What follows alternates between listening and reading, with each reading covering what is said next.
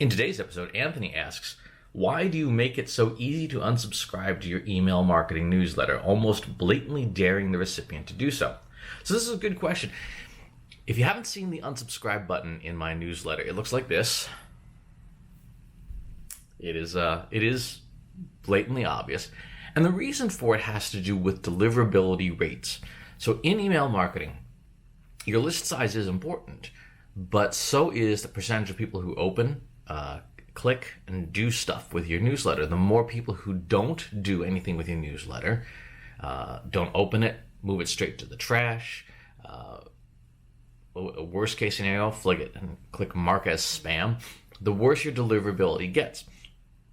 And like all algorithms, the deliverability rate changes based on people's behaviors. So if you think about the analogy of the Facebook newsfeed, right? If people don't engage with your posts, you start showing up less and less and less.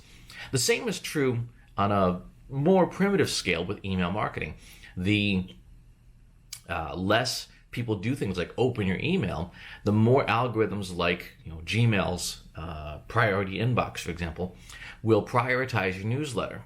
So it may go to a separate tab in Gmail, for example. It may go to not showing up all that often. It may go straight to spam in the worst case scenario.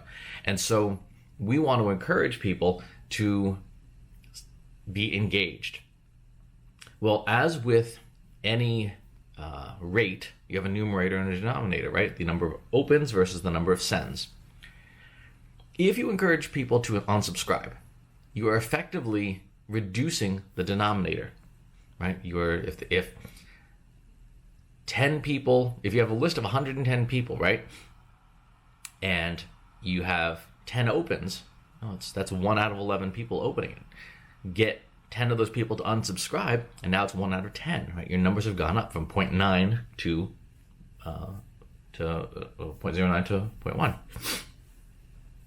And so if we get rid of deadwood on our lists, people who don't open, people who don't click, people who don't do anything, we improve our performance with those algorithms.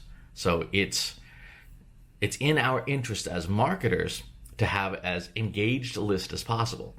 So that means a couple things. One, having an obvious unsubscribe, right? The more obvious we can make it, the more painful, the better.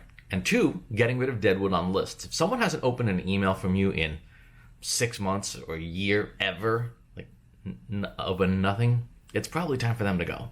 It's probably time for that list to get pruned back, because it's just hurting your performance. It's just hurting your ability to show up in algorithms. Certainly, a key thing, if you're not already doing it, is using verification services.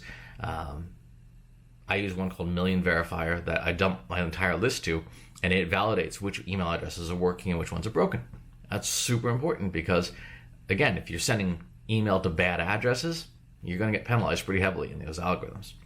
So make your unsubscribe really obvious, to get rid of people who don't want to be there, to get rid of people who don't want to be engaged with you. Having inactive subscribers on your email list is the equivalent of having bought followers in a lot of ways from an algorithm perspective. So we don't want to do that. We want to get rid of them and make it obvious. One of the worst things that can happen to your email list is somebody clicking that mark as spam button. Right? You do not want that to happen because that is a major reputation ding with these algorithms. Why would somebody hit mark as spam? Well, it's built right into the interface, super easy, in like a Gmail. And if your unsubscribe link is 2-point font buried at the bottom, light gray on a white background, which a lot of marketers do, then guess what? People are going to take the least amount of work that they need to do and click mark as spam instead, right? You do not want that. You want people to find the unsubscribe link easily and hit that, because you would rather lose that subscriber than have that subscriber report you as spam, because it's just a terrible reputation thing in those algorithms. Not you as a person, but your email sending reputation. The lower your reputation goes, again, the less likely it is you show up in algorithms. And finally, in terms of the ease of the unsubscribe button, one of the other things that's happened with things like GDPR and CCPA is that you have to prove a lot as the marketer that you've obtained consent and all this stuff. But having such an obvious unsubscribe button means that if you ever do have to go to court to defend your marketing practices and it comes up, can you tell us how easy is it for somebody to unsubscribe from your services? Here's a giant page-wide unsubscribe button with animation and clear text alternatives for accessibility. No court, no judge, no lawyer is going to look at that and go, well, that's not really obvious, is it? Right? When it's so obvious, it's hilarious.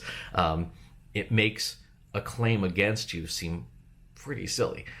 I've had people email me and say, I can't find the unsubscribe button. I'm like, I'm pretty sure this is just a templated email, because if you can't find the unsubscribe button, you probably need to see a doctor.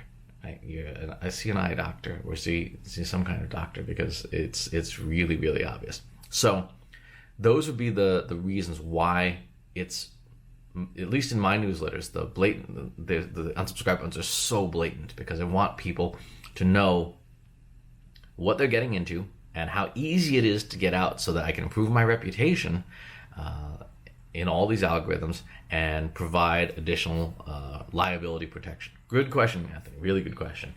If you have follow-up questions, please leave them in the comments box below. Subscribe to the YouTube channel and the newsletter. I'll talk to you soon. Take care. Want help solving your company's data analytics and digital marketing problems? Visit trustinsights.ai today and let us know how we can help you.